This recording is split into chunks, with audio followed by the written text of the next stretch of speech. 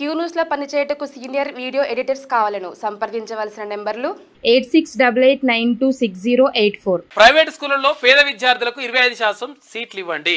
తెలంగాణ సహా 4 రాష్ట్రాలు ఆర్టీఈ నిబంధనలను అమలు చేయడం లేదు అని చెప్పేసి కేంద్ర ప్రభుత్వం క్లియర్ గా చెప్తా ఉంది. మనం గతం నుంచి కూడా చెప్తా ఉన్నాం. విద్యార్థుల ఫీజును ఉమ్మడిగా భరించాలి. తన వాటాపై కేంద్రం స్పందన లేదు అని చెప్పేసి రాష్ట్ర ప్రభుత్వం అంటా ఉంది.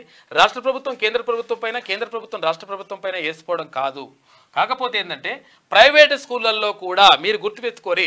ఎందుకంటే ఇప్పుడు right to education act RTE అంటే రైట్ టు ఎడ్యుకేషన్ యాక్ట్ 2009 ఏం చెప్తా ఉందంటే 2009 ఏం చెప్తా ఉందంటే అక్కడ ప్రైవేటు విద్యా సంస్థల్లో కూడా 25% పేద విద్యార్థులకు ఫ్రీ సీట్లు ఇవ్వాలనేటువంటి నిబంధన ఉన్నది. ఈ నారాయణుడు కానీ లేకపోతే శ్రీ చైతన్య కానీ మరోడు కానీ ఈ కార్పొరేట్ వ్యవస్థలన్నీ కూడా ఎవరికి ఫ్రీ సీట్లు ఇవ్వడం లేదు. 25% ఫ్రీ సీట్లు ఇవ్వాలని చెప్పేసి రైట్ టు ఎడ్యుకేషన్ యాక్ట్ చెప్తా ఉంది. మనం సొంతంగా తీసుకొచ్చినటువంటిది ఏం కాదు. ఇది కేంద్ర ప్రభుత్వం గతంలో తీసుకొచ్చినటువంటి యాక్ట్ అది. అయితే అది చెప్పినా కానీ ఎవరు కూడా పట్టించుకున్నటువంటి దాఖలాలు కనిపిస్తలేవు. అయితే 100% దీన్ని అమలు చేయాల్సినటువంటి బాధ్యత ఉంది అని చెప్పేసి కేంద్ర ప్రభుత్వం అంటా ఉంది. లేదు మీ పైన ఉందని చెప్పేసి రాష్ట్ర ప్రభుత్వం ఉంటుంది. ఇద్దరు అనుకున్నాడు కాదు. 100% దీన్ని అమలు చేయండి. రాష్ట్ర ప్రభుత్వం పరిధిలో ఉన్నాయి రాష్ట్ర ప్రభుత్వం, కేంద్ర ప్రభుత్వం పరిధిలో ఉన్నాయి కేంద్ర ప్రభుత్వం. 100% అమలు చేయాల్సినటువంటి బాధ్యత ఉన్నది. ఈ ప్రైవేట్ విద్యా సంస్థల విషయంలో, ప్రైవేటు కార్పొరేట్ విద్యా సంస్థల విషయంలో 100% ఇది జరగాలి. దీనిపైన ప్రత్యేకమైనటువంటి జరగాలి. లేకపోతే ఏంటంటే వాడు ఇష్టం వచ్చినట్టుగా వాడి ఫీజు కొంచెం ఫీజు తగ్గించరా, పేదలు ఉన్న పరిస్థితి బాగాలేదంటే కూడా ఇట్లయితే అనేటువంటి కాడికి వచ్చిండ్రు. అటువంటి లంగల పని, అటువంటి దొంగల పని, అటువంటి ఈ పేదలని మొత్తం కూడా అంటే ఈ చదువు పేరుతోటి, విద్య పేరుతోటి, విద్య చదువుకోవడం కాకుండా ఇప్పుడు చదువు కొనడమైంది. కొరణాలే ఇప్పుడు చదువుని. కాబట్టి అటువంటి పరిస్థితులు లేకుండా ఉండాల్సినటువంటి అవసరం ఉన్నది.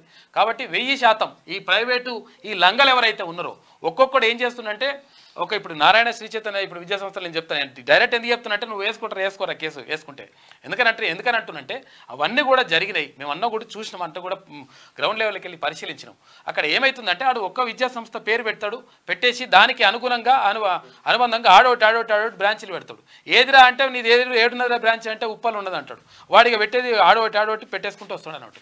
ఇవన్నీ కూడా చేస్తూ ఉన్నారు. లంగ కథలు పడతా ఉన్నాయి. లంగ కథలు పడుతుంటే ఇక్కడ ఆర్జేడీలు కానీ తర్వాత ఇక్కడ ఉన్నటువంటి డిఈఓలు కానీ వాళ్ళకి సహకరిస్తున్నారు. ఎందుకంటే వాళ్ళ జేబులకు పైసలు వస్తున్నాయి. 100% డిఈఓలు కానీ ఆర్జేడీలు కానీ వీళ్ళందరూ ఎవరైతే విద్యాశాఖకు సంబంధించి ప్రక్షాళన చేయాల్సిన అవసరం ఉన్నది. 1000% ఈ లంగలని పట్టాల్సిన అవసరం ఉన్నది. లేకపోతే మీకు జేబులకు పైసలు వస్తాయని ఊరుకుంటే మాత్రం ఎట్టి పరిస్థితుల్లో కరెక్ట్ కాదు. దీనిపైన తీవ్రంగా ఉంటుంది లెక్క. విద్యాశాఖ కమిషనర్ కూడా దీనిపైన స్పందించాలి. ప్రిన్సిపల్ సెక్రటరీ కూడా దీనిపైన స్పందించాలి. 1000% ఇటువంటి దొంగల పని చేయాల్సిన బాధ్యత మీ పైన ఉంటుంది. జేబులో పైసలు వేసుకొని మాది నిండితే మంచిగా ఉంటుందని అనుకోకూరి. రాజకీయ నాయకులు కూడా ఏం చేస్తున్నారు, ప్రతిపక్షంలో ఉన్నప్పుడేమో ఇది జరుగుతుంది అది జరుగుతుంది అన్యాయం అని చెప్తారు.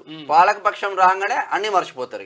క్యూ న్యూస్ లో పనిచేయటకు సీనియర్ వీడియో ఎడిటర్స్ కావాలను సంప్రదించవలసిన నెంబర్లు 8688926084.